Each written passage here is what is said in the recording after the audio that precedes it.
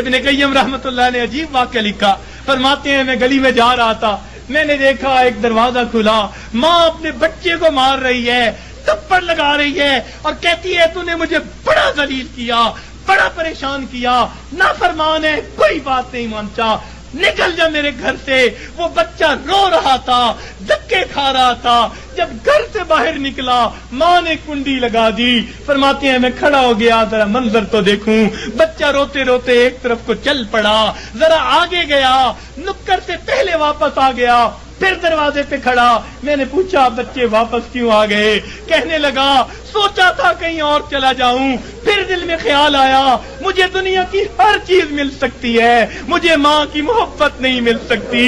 میں اس لیے واپس آ گیا ہوں، محبت ملے گی اسی در سے ملے گی۔ کہتے ہیں بچہ بات کر کے وہی بیٹھ گیا، میں بھی وہی بیٹھا، بچے کو نیند آئی، اس نے دہلیز پہ سر رکھا سو گیا۔ کافی دیر گزری، ماں نے کسی وجہ سے دروازہ کھولا، ضرورت کے لیے باہر جانا چاہتی تھی، بیٹے کو دیکھا دہلیز پہ سر رکھے سو رہا ہے، اٹھایا، کیوں دہلیز پہ سر رکھے سو رہے ہو؟ امی مجھے دنیا میں کوئی دوسری ماں نہیں مل سکتی، میں اس دہلیز کو چھوڑ کے کیسے جاؤں؟ فرمایا بچے کے الفاظ سے ماں کی آنکھوں سے آنسو آ گئے، بچے کو سینے سے لگا لیا، میرے بیٹے جب تیرا یقین ہے اس گھر کے سوا تیرا گھر کوئی نہیں، میرے در کھلے ہیں، آ جا، میں نے تیری غلطیوں کو معاف کر دیا۔ فرماتے ہیں جب گنہگار بندہ اپنے رب کے دروازے پہ اس طرح آتا ہے اور کہتے ہیں رب کریم میری خطاؤں کو معاف کر دے، میرے گناہوں کو معاف کر دے، اے بے قطعوں کے دستگیر، اے دکھی دلوں کو سکون دینے والے،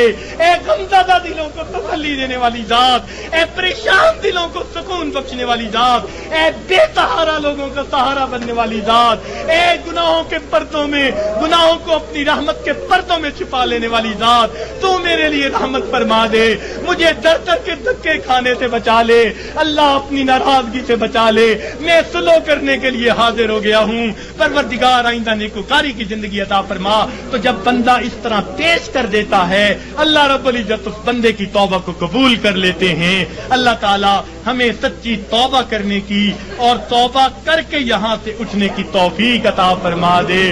وآخر دعوانا ان الحمد للہ رب العالمین۔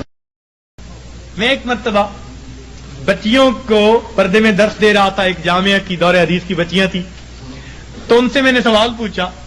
کہ بتاؤ دنیا میں سب سے آسان کام کیا ہے؟ ایک بچی نے جواب دیا کہ اپنی ماں کو منانا۔ میں نے پوچھا وہ کیسے؟ کہنے لگی کہ ہمارا یہ تجربہ ہے کہ ماں اگر اپنے بیٹے سے ناراض بھی ہونا تو بیٹی سے پوچھتی پھرتی ہے اس نے روٹی کھا لی، اس کا بستر تو نے بنا دیا، اس کے کپڑے تو نے ٹھیک کر دیے، اب اوپر اوپر سے ناراض پھر رہی ہے، مگر ماں کی ممتا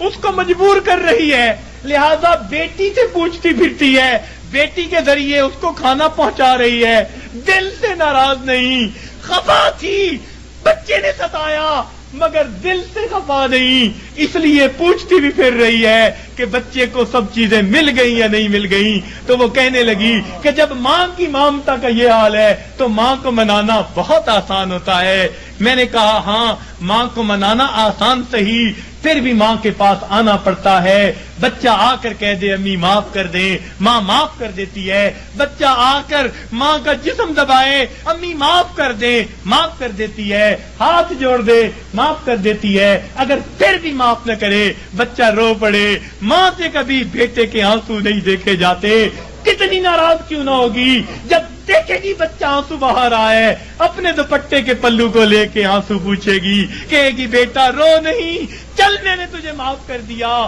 تو ماں کو منانا دنیا میں اتنا آسان ہے۔ بچیاں کہنے لگیں، میں نے انہیں اس وقت بتایا کہ دیکھو ایک اور ذات ہے جس کو منانا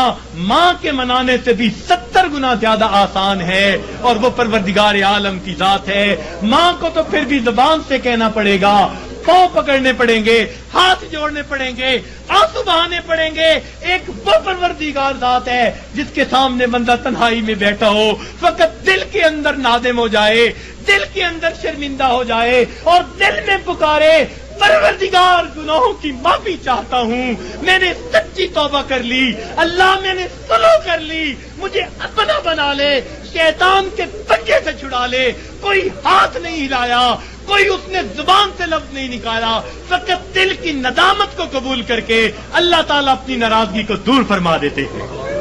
تو اللہ رب العزت کو منانا ماں کے منانے سے بھی 70 گنا زیادہ آسان ہے، تو اپنے رب کو منا لیجئے۔